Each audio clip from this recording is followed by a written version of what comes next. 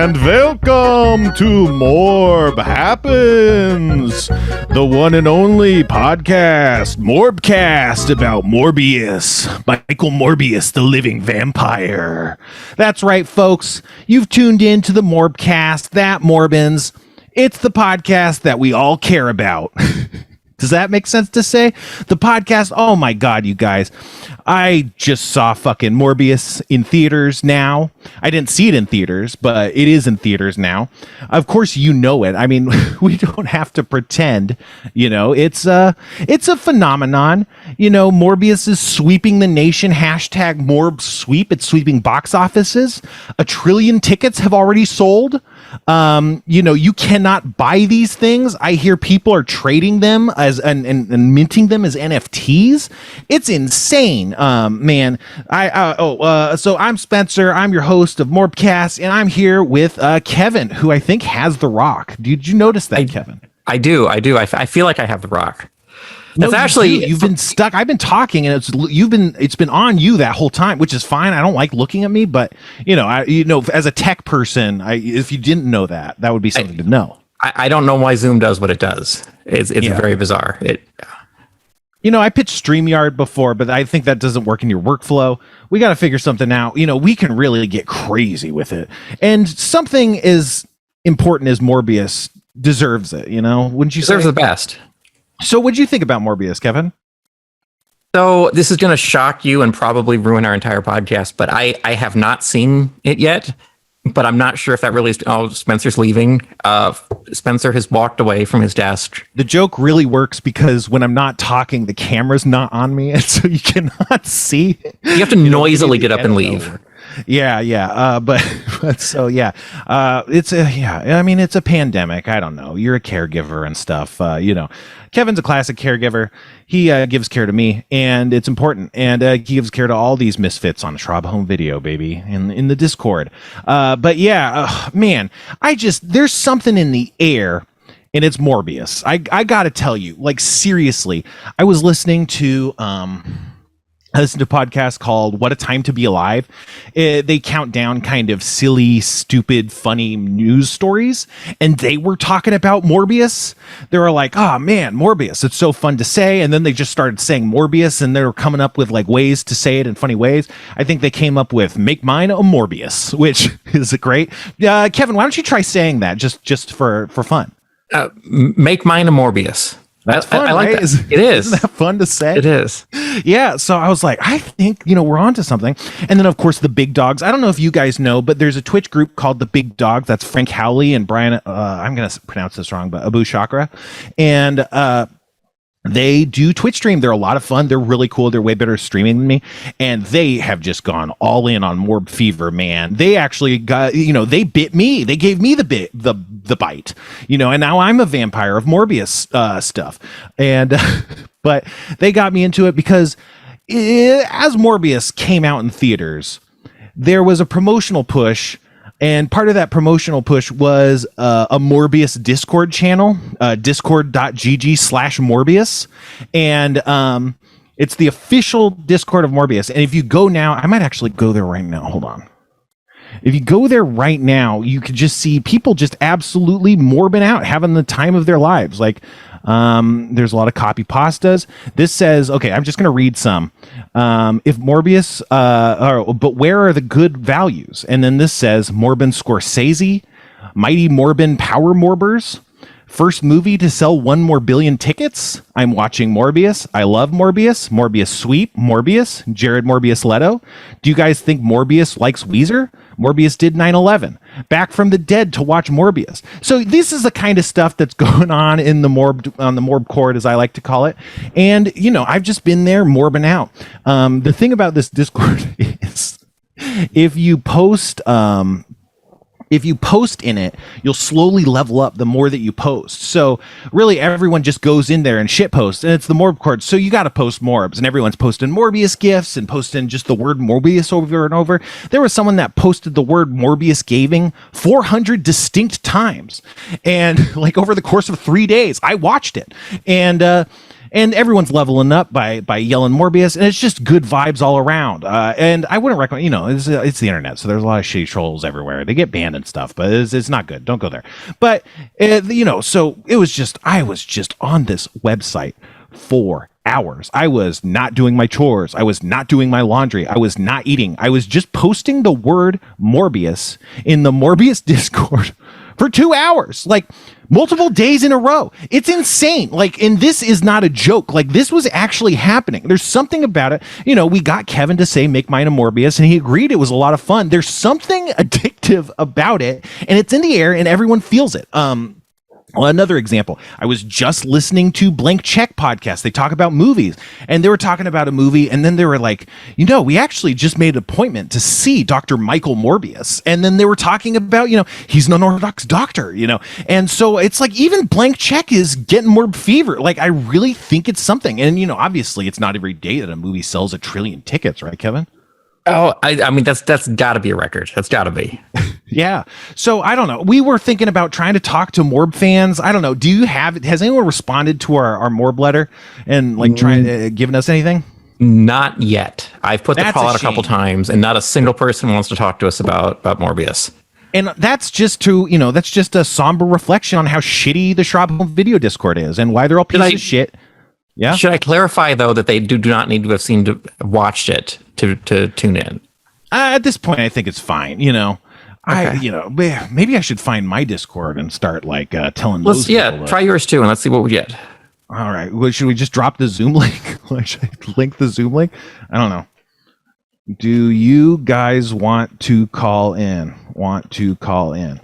Anyway, meanwhile, I'm going to summarize the movie Morbius. Okay, so it starts out. It's this crazy island, and it's raining and scary, and a fucking Black Hawk, helicopter is, cutting through the sky, and out walks Dr. Michael Morbius, who is a sick man. He has to use crutches to get around. He's very frail, but he's charming, and he's he has resolve. The grit of a leading man, and everyone's afraid at where they've landed, which is apparently just a cave with vampire bats in it. And it has this very cool looking thing in front of the cave that you probably saw in the trailers that I was certain would be explained, or at least, one word would be spent explaining, what this thing was, or even calling it by name, just a reference, as if just to say no, this is not a normal thing. You don't see this weird metal door frame that spits these streams of water down. That's weird, but a quality film like Morbius isn't going to get bogged down by details like that. And so Michael Morbius, he cuts his hand and holds it up to the cave, and bats pour out. And you're thinking, oh, is this how he gets his powers? No, it has nothing to do with anything that happens throughout the whole rest of the film. Oh, no. I guess later it turns out that while he was there, he caught some of the vampire bats. So it's later he owns vampire bats. And it's I guess that happened in that opening scene, right? Back then. Because it's we didn't need to see it. It doesn't connect to anything. It's not very interesting at all. But it's that's how we start. And then you go into the flashback where he's a kid and he's sick and he has a sick friend, and it's young Matt Smith, the sick friend, and they both have a blood disease. And oh man, the sick friend, he starts dying. But Morbius is so smart as a kid that he uses a ballpoint pen to fix some sort of ER device or something, some sort of device that Matt Smith is relying on to survive. And it brings him back to life. And they're like, oh my God, you're the smartest kid in ever. You're going to be a prodigy, and then you'll be doing everything. And then cut to the future, and now he's researching vampire bats to cure himself. I don't know. I don't know if I should summarize the whole movie, but just to give you a taste of just a lot of really good, specific, completely not interchangeable, forgettable garbage. Oh, we do have a caller that wants to talk to us about Morbius. Are you ready for a caller? Sure, yeah. All right, so this is Dr. Ryan. Oh shit! Okay. All right. So it is going to take a little bit for the audio to connect. So I think we'll have to plug that gap and make sure your audio is connected. It says your audio is connected. You want to try talking, Dr. Ryan. Hello, can you hear me? Oh, yes. I can hear you, Dr. Ryan. And Dr. Ryan, are you a real doctor? I am a real doctor and a level 20 vampire on the Morbius Discord. Okay, so we got a level 20 vamp. I myself am level 18. How did you pull this off? I've been posting Morbius, or Morbius Gaming every 10 seconds for the last week. And I've been having a great time. You did confirm earlier you are a real doctor. Yes. I have a medical license and I see patients. And you've achieved level 20. Oh, it's great. In between patients at work, I just get on my phone really quick, pop a quick morb, and then, get back to work. Treating people. Man. That sounds like professional and healthy boundaries, the kinds of stuff I can't have, and the kinds of stuff that Michael Morbius needs to set himself apart from the evil Matt Smith, who isn't afraid to devour innocents to, consume the blood he needs to survive. That is true. So how did you get indoctrinated into Morbius? How did you catch Morb fever? You've already shouted out our mutual friend Frank from Big Dogs. I got a text that just said, "There's a Morbius Discord," to which I answered, "What is a Morbius?" And then I found out about Morbius, and man, my life has changed. And ever since then, I've been bit. Yeah, get the little pun there with the Morbius virus that is just infected me at all levels. I've gone so far as to Jared Leto put up a Morbius merch store on his 30 Seconds to Mars thing, and I bought a $120 Morbius bomber jacket. Oh my God. Just to show my love for Morbius. I just want to circle back because you did something really funny where you said you got bit by the Morbius and then you said it was a little pun, but can you explain? I don't get it. Oh, okay. So Dr. Michael Morbius is a living vampire. So he has fangs and he bites people to get their blood. And so it's sort of like I got bit just like I was being bit by Dr. Michael Morbius, making me a living vampire. Yeah. Okay. Like being okay. Yeah. Because vampire. Yeah. No. Okay. That's awesome. That's so funny. Oh man. Can you guys hear my doorbell? Oh yeah. Yeah, that's the doorbell. I already told the doorbell story. But okay, so the fix is in, you guys. It's time to come clean. I know Dr. Ryan. He's a ringer. We had him in the pocket. Dr. Ryan actually plays D&D with me. Is that true, Dr. Ryan? I do. I play D&D with you every Tuesday, and it's been so much fun. Yeah. So you were involved with this pretty early on, right? It was my idea. I pitched Frank on it, but I think he talked about you and said you were interested in stuff. Do you remember how you kind of got roped into our D&D game? Oh yeah. I like D&D. It's been so hard to find a group for a while just because I don't have a lot of friends that play it anymore that aren't in groups. So I've been talking to Frank for a while. I was like, you should try D&D. Let's try D&D. And then one day he just said, "Hey, I'm going to play D&D. Do you want to play?" And he said, I was like, "Yeah, sure." And he was like, "I got a DM for us already." I figured I was going to have to do it. I was like, "Oh, great. Who is it?" And he was like, "It's Spencer Crittenden." And I was like, "Oh, fuck." I said that out loud because I think I was streaming at the time and he said it to me and you just hear me go, "Oh, fuck." And I've just been, it's been a dream come true. I've been having so much fun. We've been doing the most insane campaign I've ever been a part of because we work for Taco Bell. We're running into this. Yeah. But first, Kevin, I think, are we off the air? What's up with the stream, Kevin? We were briefly off the air for people watching this live, but people watching this later are still going to watch this just fine. Yeah, we record this. It's intact. If there was something we needed to, I thought, let's make a nice stopping point if we had to, but we don't. So let's talk about, So I have, for a long time, wanted to do a D&D Twitch stream.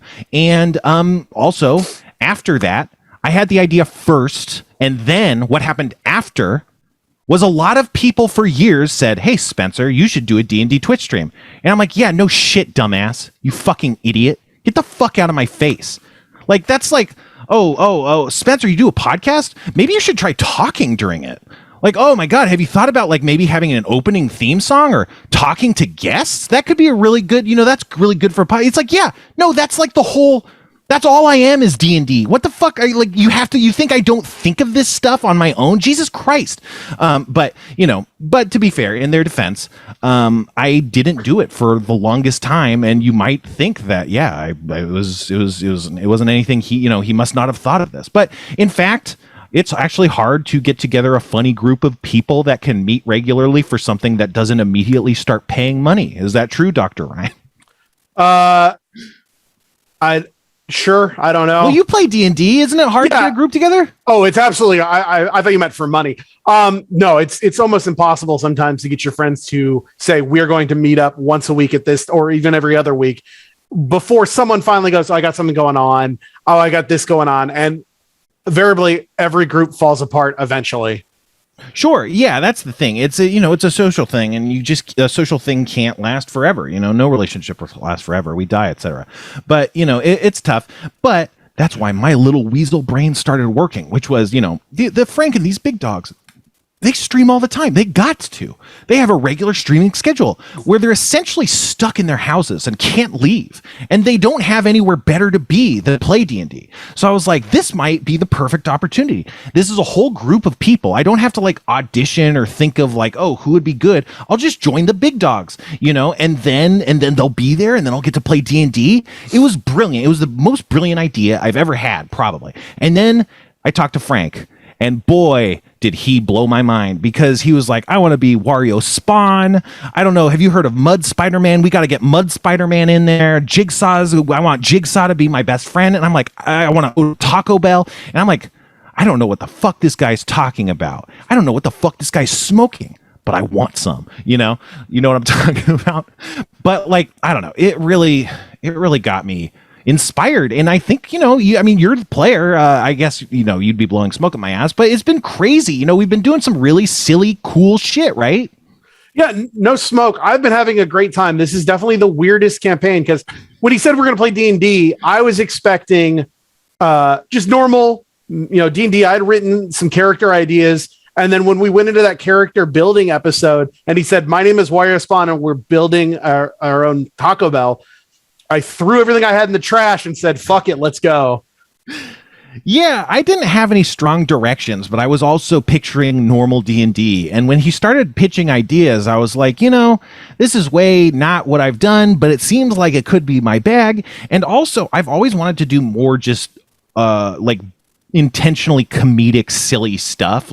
Obviously we delve into comedy in Harmon Quest and Harmontown and stuff, but it's not like the inherent premise of the adventure isn't necessarily comedic. It's maybe the inherent premise of an episode is, but not the whole conceit. But this is wall-to-wall stuff. Let's just talk through the story. Our main character, Wario Spawn, he was a 14-year-old Wario, the literal Wario from Mario, and he was a child soldier taking place in the Mushroom Wars. The Mushroom Wars were waged between the Koopa kids and the Mushroom Kingdom, and they were started after it's not super clear. We haven't set this all in stone yet, but the Mushroom Wars started after the Mushroom Kingdom assassinated King Koopa, or Bowser, and so the Koopalings, the Koopa kids, they vowed revenge, and the ensuing Mushroom Wars destroyed Mushroom Kingdom, led to the disappearance of Princess Peach, and it killed Wario Spawn, or it killed Wario at the time, who went to hell and who saw the lead devil of hell, or demon of hell, who was the Taco Bell Chihuahua. What does he say? Pizza, right? Yo quiero Taco Bell. There you go. Yo quiero Taco Bell. The only thing I can think of that the Taco Bell dog says is, here, lizard, lizard, lizard, which was for the Godzilla promotion of Taco Bell. The advertising marketing joke was that the Chihuahua had a box, one of those classic box traps with the stick and the string, and under it was a taco, that was going to capture Godzilla. But that's all I can think of. But so Taco Bell Dog is the leader of hell, and he told the dead Wario that you can become a hell spawn of mine and pursue my goals for me. I've actually been cast out of Taco Bell in place of corporate assholes, and I want to regain this power. So you're going to come and spread the gospel of Taco Bell to bring me back into power, and brought Wario Spawn back to life. And so, that's kind of the adventure. He's kind of trying to, this is deep Spawn lore, but Spawn has this necroplasm counter, that measures his power level essentially. And unlike other Hellspawns, Spawn runs out of power. He has like a finite amount of power or something, because the more power you use, the more it kills your soul, and he's trying to save his soul. Anyway, but so Wario Spawn has a counter that counts like Taco Bell points, and the more like Taco Bell influence he spreads and the more Taco Bells you guys open, the higher his Taco Bell counter gets, and the closer the Taco Bell dog gets to controlling Taco Bell again. So you guys were working at a Taco Bell, you got attacked by Bob-ombs and Burger King and Doritos Locos Kobolds. You know, you met Del Taco Dan, who was this crazy guy. His head could like twist all around. And yeah, I don't know. You've been on some crazy adventures, but none more crazy. Oh, also, you guys met Erin Pierce does the podcast. You guys, or not a podcast. She does the D&D with us, and she plays a character named Yermo, who is a minion, like from Minions movies. Except she's also a necromancer who's obsessed with beans and who works for Del Taco. So she's like a Del Taco bean necromancer. That's a minion, and it's a minion with a human face. That's a good part of it. But so, you know, it's a crazy thing, but nothing was more crazy than this last episode, right, Dr. Ryan? Oh, yeah. So my character's name was Kevin, and he was a corporate moderator who was sent as sort of to be the accountant from hell to watch over the Taco Bell. And we were doing a quest to find out who had been putting cocaine in the water supply of a local elf village. When I went off on my own to research, I was run down by a vampire horse. Okay, can I just interrupt you? Yeah, go ahead. Just imagine the strength, the rippling muscles, the physique of a fucking horse, you know, the top speed, just the power, the weight, the momentum you could carry as a horse. But then the evil, the cruelty of a fucking vampire, plus the superhuman ability. Like a vampire horse would legitimately be like one of the most pants-shitting monsters in all of D&D like history. And that's what our unfortunate accountant Kevin Hilt had to face down, and it pretty much ate like it. Oh, I died. I died. It killed my character. My character is dead, but thankfully, as I was bitten by a vampire horse, I have risen, and my character has taken a new name, and his name is Dr. Ryan Morbius. Dr. Ryan Morbius. Now I'm playing myself as a living vampire, and I'm very excited. Yeah, you thought this was just a complete tangent into D&D? No, we were looking back. We're still talking about Morbius here, guys. It's a cultural reset. Morbius is a cultural reset. It really is. I think, like, yeah, I saw it this morning. I watched a cam rip, you guys, and it's bad. It's so bad. It's so bad. It's just like not like every single.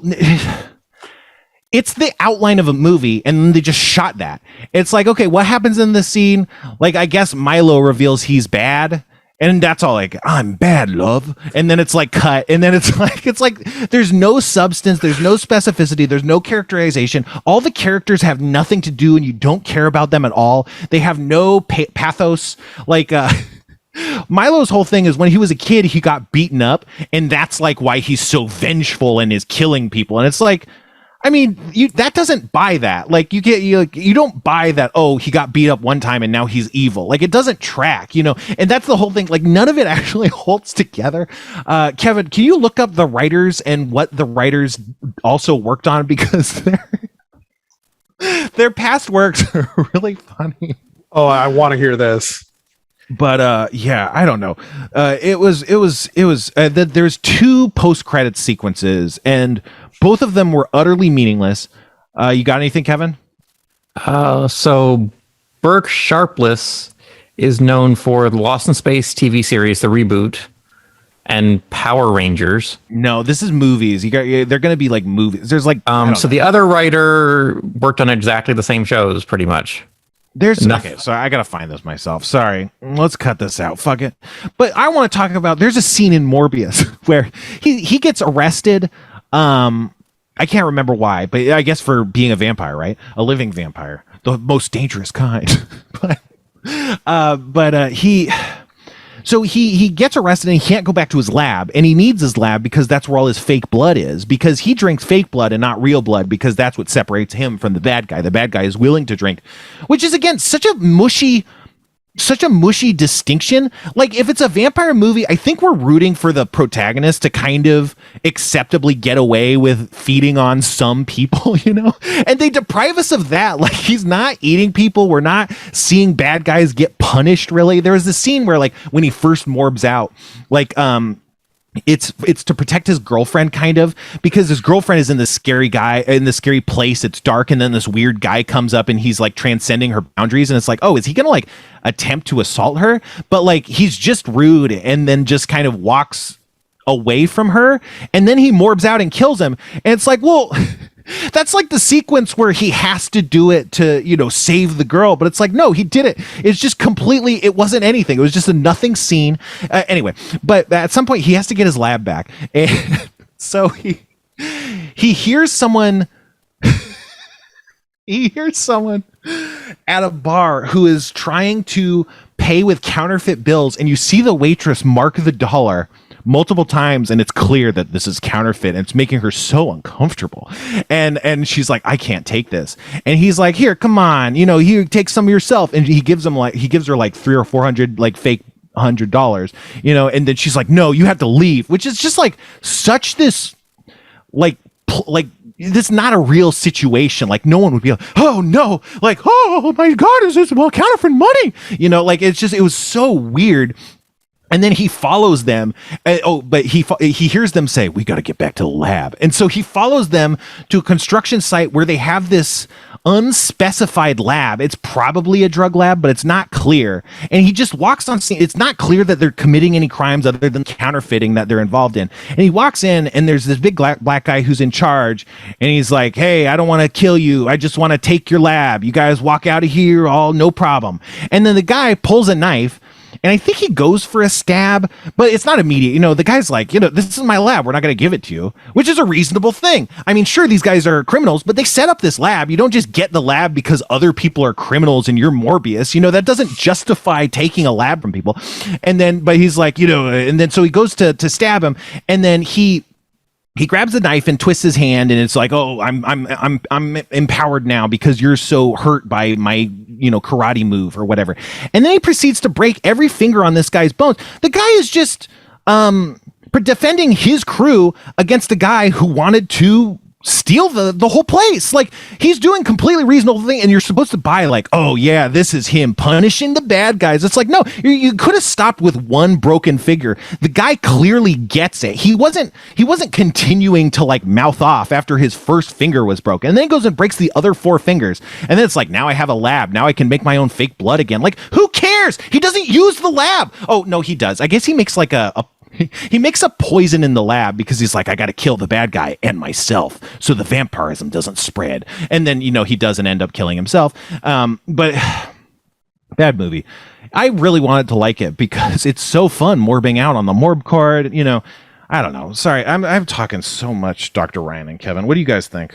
I don't want to see this movie, but I don't want the Morbius Discord to end anytime soon because I'm just having fun basically remembering what it was like to be 12 on the internet. Yeah. That's really all it boils down to. I spent like 30 minutes yesterday finding different old movie quotes and inserting the word Morbius into them. Like putting in the whole, you know how I got these scars sketch or monologue from The Dark Knight, and it's like, how did I get these fangs? You know, my dad was a living vampire and I wanted to be a Morbius. And it's like, it is just a great excuse to be dumb with a bunch of people who realize we're in a stupid Discord that Sony has verified and given to these moderators who don't give a shit. I'm sorry. Can I swear? I don't know. Yeah, you're okay. Good. Who don't give a shit and are just there to make sure nobody says anything racist.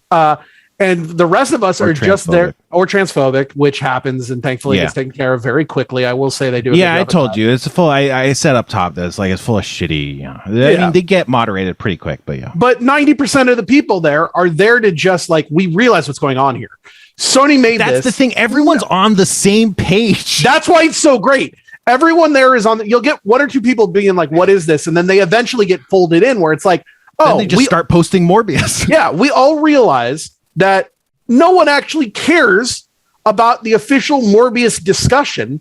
We're just here to talk about the Morbius dating channel, Morbius gaming, and the Morbius Union. Take back our Morbius rights. Yeah, we started the Morbius Union. We need a lowered timer. We need a okay. Hold on. We gotta set this up. Hold on. But first, Kevin, do you have any words to get in edgewise before we continue to box you out? No, I was no part of this, so I'm just taking all this in and loving it. I mean, I'm sure this is confusing. A living vampire? How does that work? Well, I almost don't want to ruin the surprise when I actually do watch this. But actually, I was just reading Morbius trivia too, trying to find something to interject with here. And the creators of this movie have such integrity to the storyline that they shot scenes of J.K. Simmons as J. Jonah Jameson. And then after they shot it, but before the movie came out, they realized that he should not have existed in the universe that Morbius is in. So they scrapped all of his scenes. Yeah, that is incredible commitment to the Spider-Man storyline. Well, there was just a lot of shit. Like, it was a cursed movie, and not even necessarily for any one person's fault. Like, it would have been a tough task. COVID, all these things happened. But also, the Fox and Marvel kind of cinematic split just ruins everything. Apparently, Morbius was like supposed to be straight Marvel cinematic, and then they were like, no, it's got to be Fox or something like that. Sony. And so that like changed. I think that's why the Jonah thing was that way, like Kevin reported. Did you say something, Ryan? It's Sony. No, go for it. Fox owned Sony. Yes, sorry. And Sony owns the Spider-Verse. Right. Yeah, Sony. I'm bad at names and stuff, but yeah. It's so all good. Sony, they've been doing the whatever. Anyway, but let's talk the Morbius Union. So there's a time limit, so you can't post too fast to prevent spamming, and it didn't used to exist, but then it was like 3 minutes, right? What was the first one? Because that's what spawned the Morbius Union, right? It was it was maybe like a minute or so, and then a bunch of people around the time that we came in. We brought a bunch of people, and it just it blew up. They changed it to a 10-minute timer, and that was just too long. You can make one message every 10 minutes, which is insane. You cannot have a conversation with someone. No, you can only talk every 10 minutes. They eventually bumped it down to 5, but it was still too much. So we decided to start the Morbius Union. We, the Morbius Union, are fighting for our Morbius rights. And our demands were that you bring down the timer, you add a voice channel, you unban our friend Kimchi Bubbles.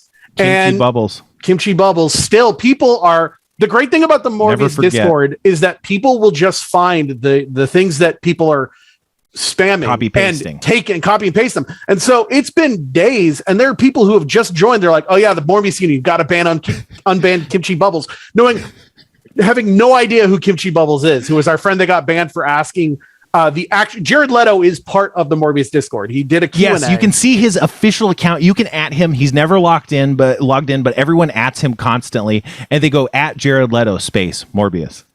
Or our friend Kimchi Bubbles was posting, "Dear Jared Leto, I may be your illegitimate child. Can we please meet up to discuss if I'm related to you?" And I guess that got to the ire of the moderators, and Kimchi Bubbles was unfairly banned. And so we are trying to ban. You guys have made some gains, right? But Kimchi Bubbles is still banned. She has still not gotten back. We have gotten our friend Audrey back. Audrey was just posting the word Morbius apparently too much for one of the moderators, but we were able to get her back. So, it's we need the Morbius Union, and we're going to pass our Morbius rights. The new thing is we want the Morbius dating channel or dating lounge so that Morb heads, as we call ourselves, can meet up and, propagate our Morb love. So that's our next demand. Yeah, I think that's a good one. And then there's always there's an emoji in the Morb cord that's just it's a box of fries with a stylized M on it, and it's Morb fries. It doesn't have any relation to anything at all. I think Jared Leto once said he wanted to do something with McDonald's, and then it just spawned into Morbdonald's. We need our Morb fries. That's and then the other great one is that for some reason there is an emote of Ned from Spider-Man. Right. So that's turned into, well, of course, that means Ned is going to be in Morbius 2. What is he going to be doing? Is he going to be Morbius' sidekick? Is he going to be Morbius' rival? Is he going to become a living vampire himself, Ned Morbius or Norbius? So you can discuss your Norbius theories all day. Oh my God. What's even better, the reason people want levels is that when you hit level 10, you get GIF posting rights. Right. And not just the ones that they have, any GIF ever. So it becomes people making thousands and thousands of GIFs of just the word morb in a cube, or the morb sphere, or a little locket that opens that says Morbius, my beloved. It has a picture of Morbius. Or a GIF that says Morbius Gaming, and it's a picture of Morbius wearing gamer headphones. Or you can do what I do and just start typing in random words and posting GIFs and then saying they're about Morbius. Like you just type in Acapulco and you find people dancing and you say, this is my Morbius dance. Morbius walking to the club like. Yeah, it's great. Yeah. And what I have enjoyed doing is just writing, kind of creative fictional sentences, including the word Morbius, such as, Morbius taking a stroll down the boardwalk and looking at cotton candy before deciding it's too expensive. Or, Dr. Michael Morbius. Oh, yeah, go ahead. Sorry. No, you go. Let's trade off. Dr. Michael Morbius taking a weekend off from his practice to go antiquing and finding a nice Adirondack chair, bringing it home and making some sweet tea to enjoy on the porch while watching the sunset. Dr. Michael Morbius reading his newspaper on the sidewalk when a truck zooms by into a puddle and splashes all over him. Dr. Michael Morbius going to the store to pick up some orange juice for breakfast, but realizing that they don't have the one with pulp. So instead, he decides to get some Martinelli apple juice. Kevin, you got any? Hold on, I think we're off again. Sorry, keep going. Oh, okay, so Kevin's working it. Let's keep going. Okay. What about so Morbius presses the wrong elevator button, but doesn't want to appear foolish, so he gets off anyway and finishes his journey on the stairwell. Morbius finds a wallet, so he brings it down to the local police station to turn it in because that's the right thing to do. 7 days later, they contact him and say that no one has found the wallet and he's welcome to keep it. He finds $200 in it and donates it to a local no-kill animal shelter. Wait, what does he donate? The money. The money. Okay. So the line was very similar, actually, which is Morbius sees a small, dirty puppy and adopts it. And of course, does the right thing by putting up lost and found signs. And he does find the rightful owner, but he feels something's a little off. And when he asks the owner what side the splotch is on, the owner actually gets the side wrong. And he realizes this isn't the real owner at all and decides to keep the puppy himself. Right? Yeah. Okay. Yeah. Oh, absolutely.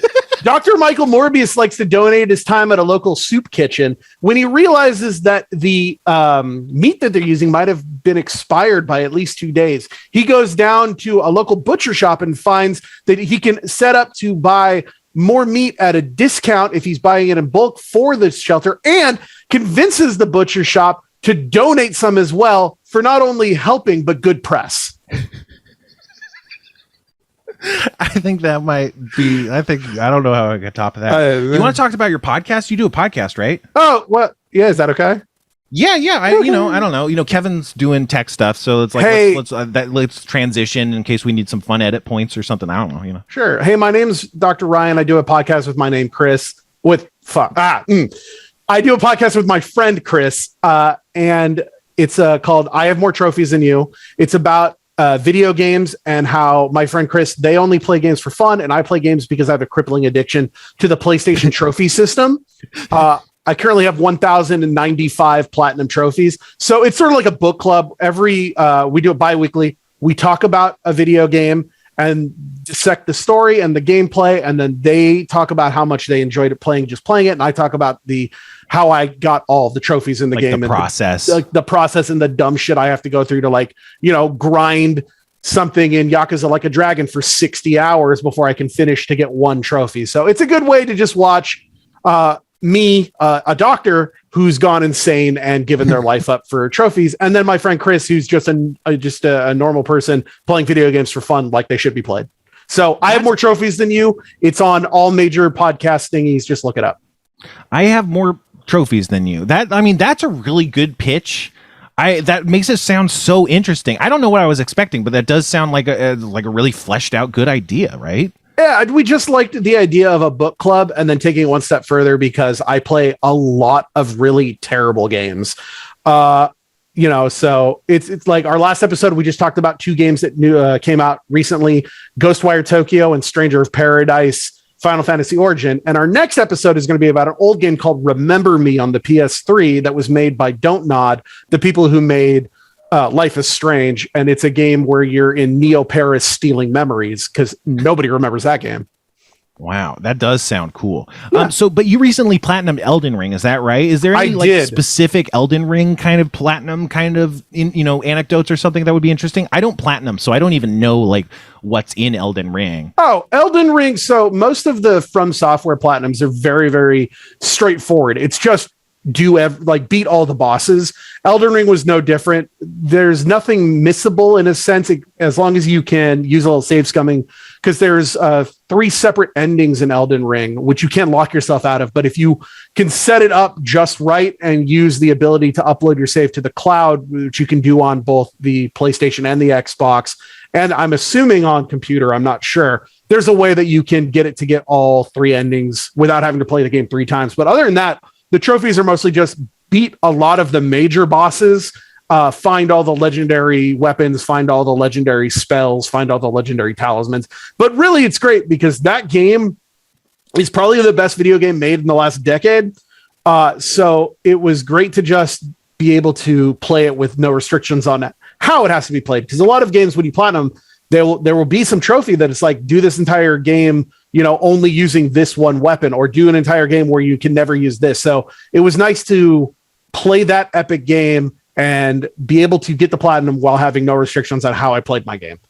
Right, yeah, because like when I think of trophies, what was in my head is something like, jump in the air and shoot 3 guys in the head before you hit the ground, and stuff that seems like it would. So a lot of trophies, or at least some, are like that, right? This is more just kill these guys, kind of. Right? It's because it's a hard game. Oh, it's that game is punishing in a way that most other games are not. But the sense of accomplishment when you finally kill that boss that you spent 3 hours on. Millennia, the Blade of Mikola, especially, it's really great to see that little pop up and know I did it. She's dead. So I love it. Yeah, I haven't got to Millennia yet. I think I'm close. I don't know. I think I've been at a point where I could end the game, but I'm instead kind of doing more side stuff. But I don't actually know. But I've been having a lot of fun, and talking about accomplishment. This is no secret, but when I played Dark Souls 3, I beat almost the entire game just with Cestus punch weapons, and this time through, I'm doing a punch run. You can summon these minions to help you called Summon Ashes in Elden Ring, and I'm not doing that. I'm just solo punching everybody myself. I'm not using I'm not unwilling to use spells, but I haven't really done any much magic and stuff. And so yeah, I'm just punching everybody to death. And in Elden Ring, or in all these games, you get these crazy weapons. You could get like a 12-foot long katana, or like a giant sword that's like 8 feet tall and 2 feet wide. And that helps you because it gives you quite a bit of reach with your weapons. You can hit someone that's 12 feet away from you or something. But when you have boxing gloves, like literally you have to be like inches away from your enemies at all times. It's really fun, but it's really hard. So I've been really enjoying it, but it's very frustrating. I've been enjoying your streams because when I played that game, I played the first half of that game as a pure magic build. And then in a shocking twist for a Souls game, they let you respec, which is so new that I can change my build halfway through. It's like, it's crazy. And I changed to more of a blood loss build using katanas. But even with the katana, I used a special one that gave me like a long range blood attack. So the idea that I have to be as close as you were is insane to me. I can't believe you're doing it. And I cannot wait to see how, I want to see you beat that final boss with just the fist. I think it'll be the greatest fucking thing of all time. And so I love your stream because I've just been rooting you on. Just like, yeah, just come on, Rocky. It's a Rocky story. It really is. And I've seen on TikTok people do these more obviously Rocky builds. They don't wear armor, so they're shirtless. They have like a kind of like a Rocky like haircut, and then they only use the iron ball fists, which look more like punching gloves. And then they use bloodhound steps, so they're like disappearing and reappearing, and they're just like crazy karate guys and punching people to death. It was really cool to watch. And I want to get like that in PvP, but especially in PvP when you're not up against AI but player skill. Like the disadvantage of the lack of reach is so much more punishing in PvP. But anyway, I don't know. Sometimes we talk about food on the show, Dr. Ryan. Oh, what's up, Kevin? You good, Kevin? Really I think so. Everything on mine is completely frozen. Like I can hear you, but I can't see anything. I can't click on anything. I can't. So we're live, but I can't end the show. It's basically where we're at right now. And then that means we might be recording or we might not. I'm pretty sure we are recording. Yes. Yeah, last time something like this happened, we did record, but it was scary. And what an episode to lose. You know, this is easily the best episode we've ever done.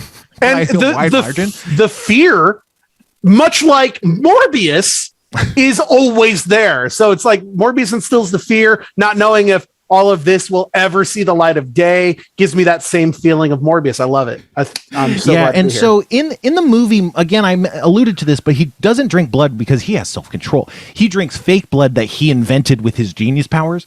And I actually was able to put in a little request to Dr. Michael Morbius. And I actually got some of this blood. I am holding up a bag of, blue blood in front of camera. It's a Ziploc bag. You're a doctor, Ryan. This is standard. Let me see. Is it Ziploc? Yeah, okay. Ziploc. As long as it's Ziploc, it is medical grade. Okay, so I am going to try this. What do you think it's going to taste like, Kevin and Ryan? I mean, blue raspberry is my obvious guess. But I'm hoping something more sophisticated. Yeah. I mean, Morbius only sucks the blood of the guilty, so I'm going to say justice. Okay, so Spencer is seductively suckling the corner of a Ziploc bag. It's getting everywhere. Yeah, it's sexually spilling down his beard and onto his chest. I looked for a straw. I could not find one. I was like, this is just gonna. I'm just glad it didn't just get destroyed. But I gotta tell you, if this is what Morbius is sucking down, I can see why he's not needing to go for blood, It doesn't just taste like Mountain Dew Voltage, and it isn't just Mountain Dew Voltage in a Ziploc bag, but it's good and different than that. And it's not just a very cheap visual Morbius bit that I'm doing on an audio podcast. Definitely not Mountain Dew, because as we've discovered on the Morbius Discord, Morbius only drinks Pepsi. That's more. I mean, do you remember Pepsi Blue? That was out for 6 months. That may be what he drinks. It does taste a little like Pepsi Blue. Sorry, Kevin, go ahead. I just said that may be what he actually drinks is Pepsi Blue. Yeah, Pepsi Blue is good. Like you said, they brought it back. I thought it tasted too much like cola. Like, I think it tasted like cola before, but when I was a kid, it didn't taste like cola to me. And this time around, it had a pretty heavy cola note. So it's like blueberry cola or something. And it's like, that's not great. Blueberry soda is better than blueberry cola, right? But I don't know. I don't know. Oh, go ahead. No. Have you guys tried the Nitro Pepsi? Do you know about this? It's I have some ordered, and then Spencer found some too. What are you guys talking about? Nitro Pepsi? Wait, what? Pepsi has put out a draft Pepsi, Nitro Pepsi, that comes in a can with a little nitrogen cartridge in the bottom that you're supposed to open and pour hard, which means to pour directly into the can so that there's no carbonation. And it's basically flat Pepsi with a head like a Guinness. Whoa. That's crazy. That's not like, is that anything like Whoa! This? Yes! Oh my God, I have it. What do you like? How do you like that? It's the worst soda I've ever tasted. I can't wait. Me and Kevin are going to crack into them next week. Oh, we might amazing. also try some of the hard Mountain Dew. Kevin found some hard Mountain Dews. I did. So that's gonna be fun. Thank you actually to my ex-wife Samantha, who is a listener of this podcast, funnily enough, who found some of the hard Mountain Dew for us in a local store in Florida and mailed it to me. So we're going to be trying that next week. Yeah, they're on good terms, but I thought it was really cruel of Kevin to put in his divorce settlement that she had to listen to the podcast. What can I say? I'm petty and I like attention, as you know. Yeah, but so I just wanted to, I mean, we're low on time. I don't know. Thank you so much for being here, Dr. Ryan. I'm not kicking you off. Please stay unless you want to go. But I do want to change a little bit because I do a Patreon. I know I talk about it. I probably talk about it too much, but it is something I am doing, and it's something I enjoy doing and I'm excited about. I've started to try and make videos, YouTube videos. We're hoping to release the first one this week, maybe in concert with the release of this podcast, because the video we did is a Morbius video. We're making D&D videos, and one of the videos we want to do is like, let's try making fictional characters in D&D. And what better way to do that than with Dr. Michael Morbius, the living vampire? So we statted Michael Morbius in D&D real quick, and we made this funny, silly video, and we'll put that out. I want to do more videos for Patreon, and if you want to support that, you can go to Patreon. We also have a Discord. It's a beautiful community. The Discord just launched a a Minecraft server. I mean, get in now before it bogs down with the weight of all the demand. I don't know, but if you want to play Minecraft with us, join the Patreon and you can play Minecraft with us. But what I really wanted to talk about was I, in my infinite wisdom, decided that our Patreon community needed a sandwich contest, and so I said, sandwich contest. We're making sandwiches, and so everyone is submitting pictures of sandwiches that they made. They're talking us through their sandwiches, and at the end of it all, if you submit a sandwich before April, before the end of April, we might cut it off earlier, but we want to let people get in the door.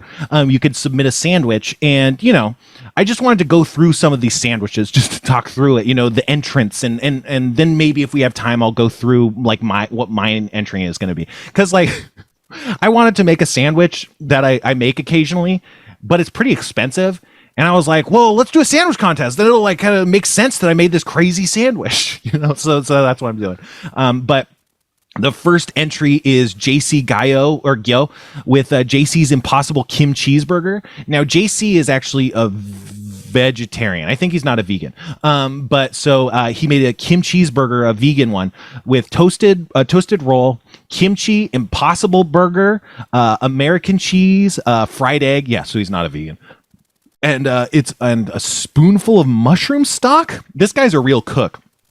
He's got sashimi, togarashi, and bulgogi sauce on this Kim Cheeseburger. So that's the first entrant. So we're starting strong. Would you eat that? Either of you guys, would you eat that? Hell yeah. Yeah, I would totally eat that. Yeah, I think I'd eat it. There's a lot of stuff I wouldn't eat, but it also looks really good. It looks like you guys have Impossible Burgers? Yeah. Yeah. I've never tried. I don't know how much is the difference is there between the Impossible and I've tried the Beyond. The Beyond is good, but I think the Impossible tastes more like meat. I think the Beyond has a really solid flavor, but I think it tastes kind of a little veggie patty-y to me.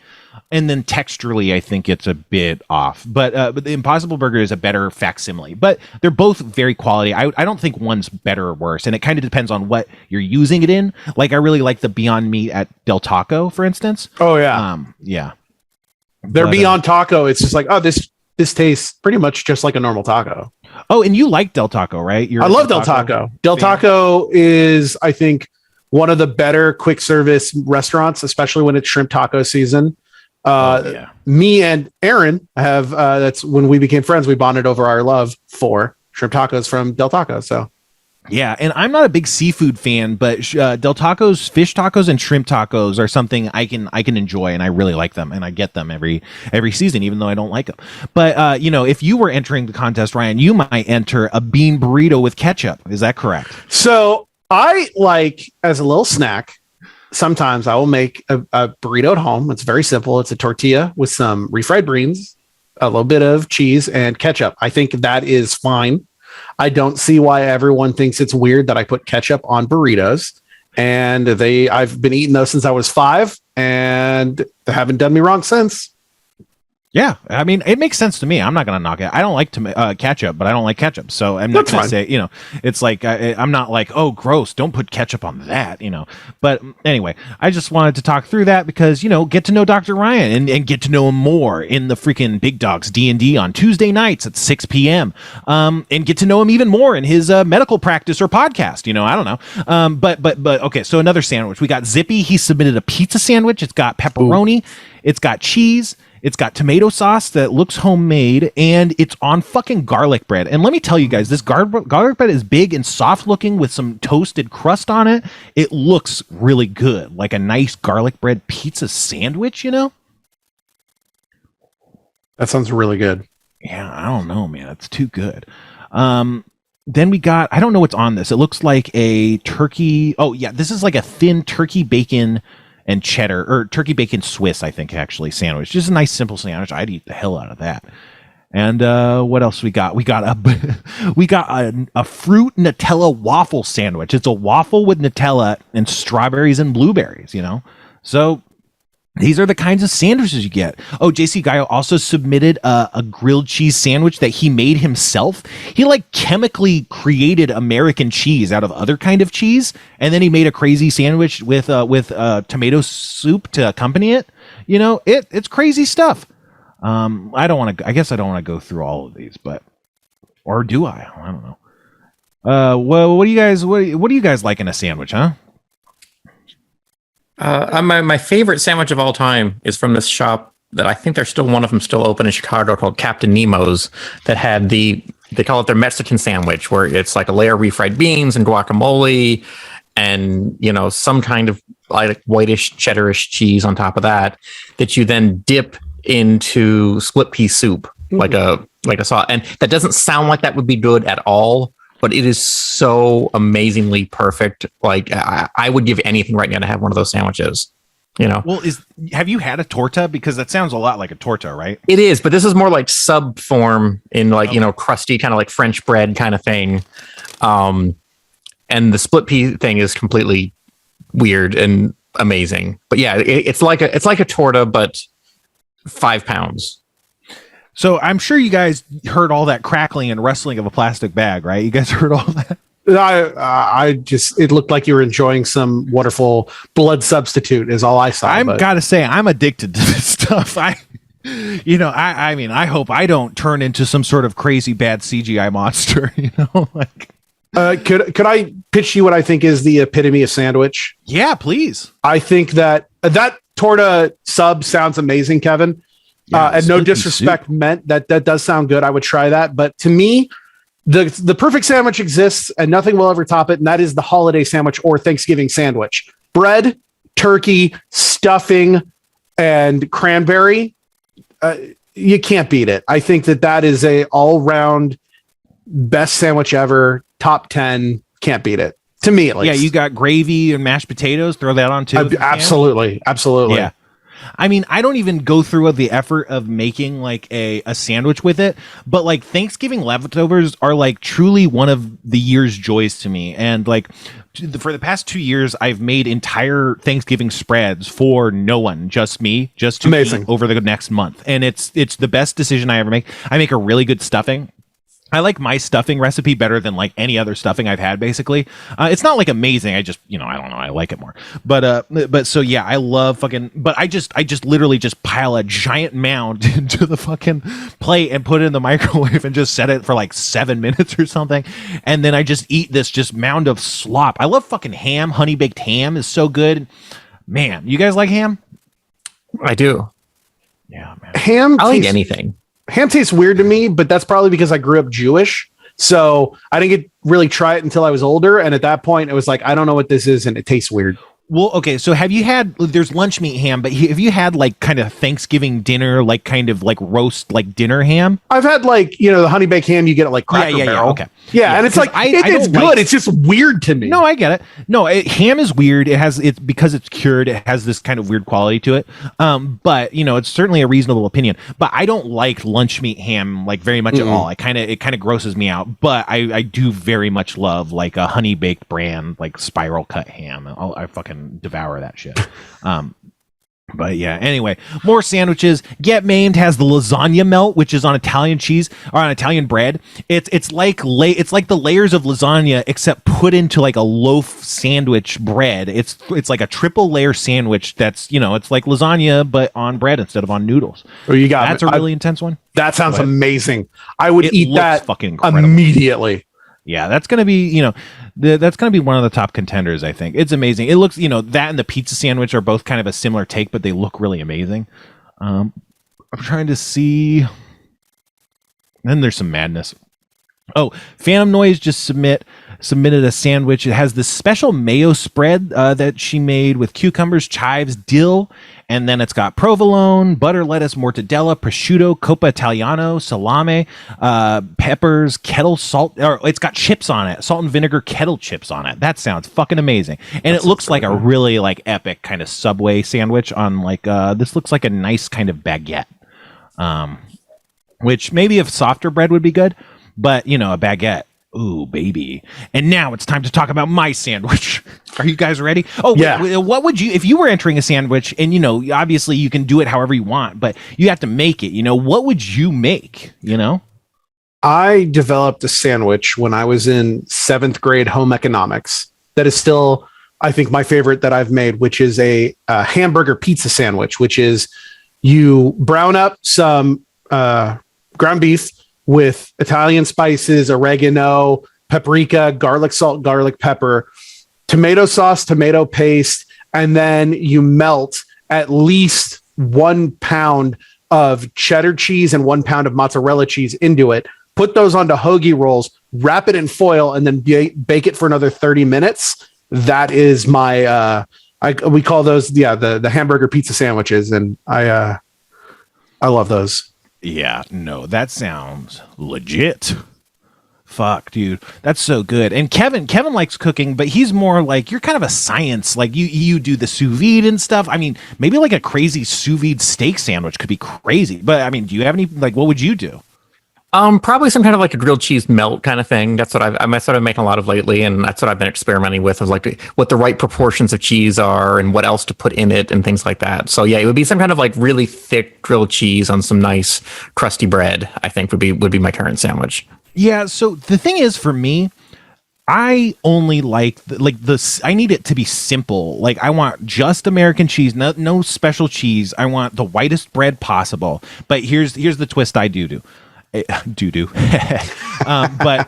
I will use mayonnaise instead of butter if I have it.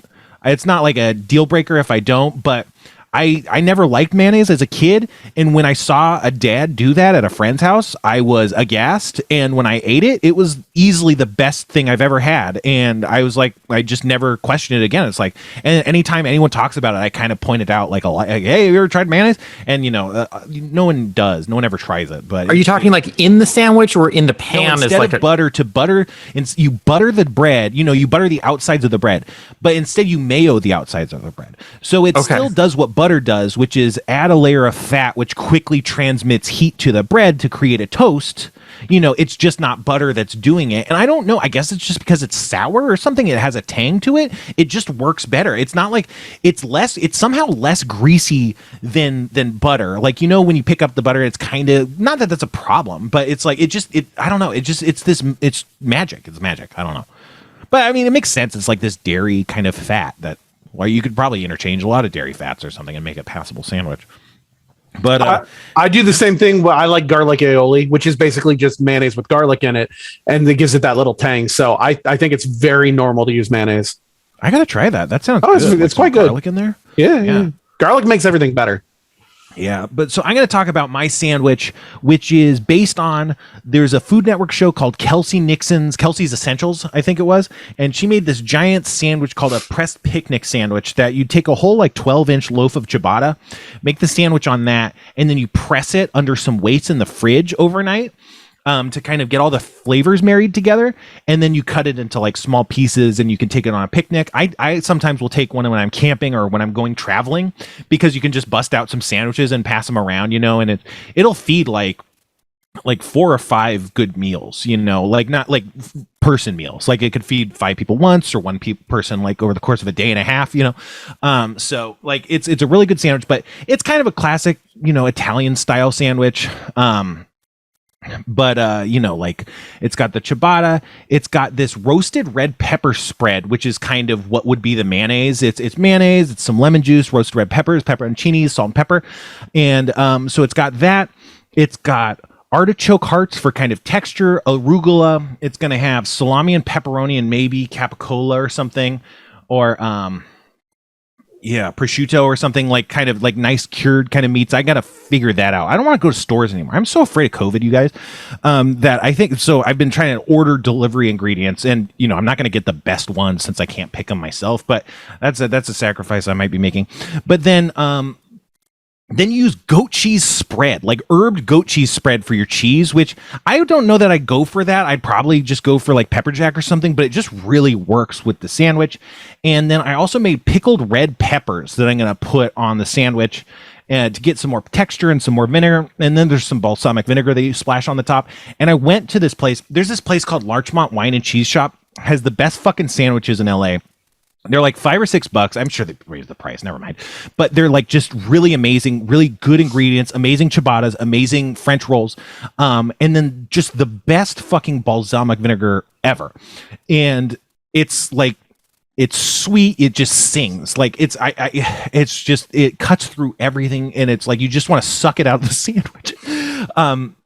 And so I was like, and they also sell ingredients because it's a wine and cheese store. So I went there and I was like, I'm going to get the fucking balsamic vinegar that they got, Cost me $40. But it's like straight from Italy, like really real from Italy stuff. It's thick. When you glug the bottle around, it's thick. And when I got home and cracked it open, I was like, you know what?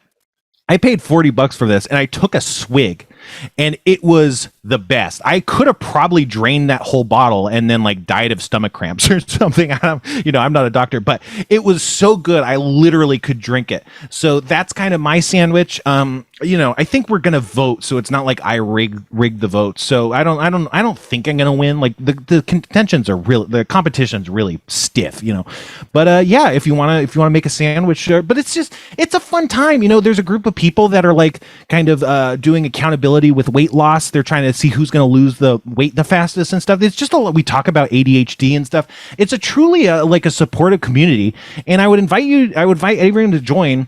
Other than the fact that like, the people that are already here are so good that you might just bring the caliber of people down by joining, because the fact that you aren't already in it already speaks to your the quality of your character. And I'm worried that you joining might kind of, bring a seedy element of, assholes. Not you, Ryan. I'm talking to the audience. Oh, okay. But, so, I thought you were talking to me directly. No. But I want people to join. But at the same time, it's like, this is such a nice group of people that I can't imagine it getting better. It could only go down from here, Anyway, but that's our show. We're out of time. You Kevin, let's go with Ryan first. Ryan, you got anything to plug? Just listen to my podcast. I have more trophies than you, and follow me on Twitter at @dr_Ryan. Hell yeah. And check him out in the Morbcast, the Morbcord, Morbin Out. And also, yeah, he plays D&D with us. Aaron Pierce from, real life sci-fi fame also plays. And she's really funny. And she's also friends with Frank, one of the big dogs, apparently. So that's really weird. What about you? That's all I have. I talked about everything I have. Check out Morbius in theaters now. Jared Leto's a piece of shit. I know all that. He's a piece of shit. If anyone could do anything bad to him, go for it. Jared Leto sucks. Morbius rules. Yeah, it's not. And again, the movie sucked, so whatever. But what about you, Kevin? If you're watching this live on SchrobHomeVideo.com, coming up next is the Best Channel 101, followed by a brand new real life sci-fi, followed by our premiere of the very trippy, very enjoyable thing called the Wave Trips. So check that out. That starts at 8:15 Pacific, 11:15 Eastern. And if you're not listening to this live on Schrob Home Video, tune in next Sunday and watch us. When's the Wave Tricks? I actually want to check that out. 8:15 Pacific. Hell yeah. Okay, cool. Awesome. Well, okay, so that's our show. And until next time, let's leave you with my favorite quote from the movie Morbius, which is, "My instinct is to always bite back." That's a sentence that's in quotes. "My instinct is to always bite back" is your password for everything. Because she hacked into his computer and he's like, "How do you do that?" And she's like, "Oh, please. My instinct to bite back is your password to everything."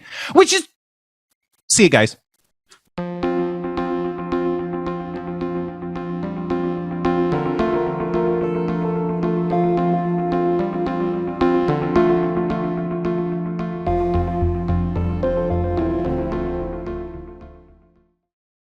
Starburns Audio.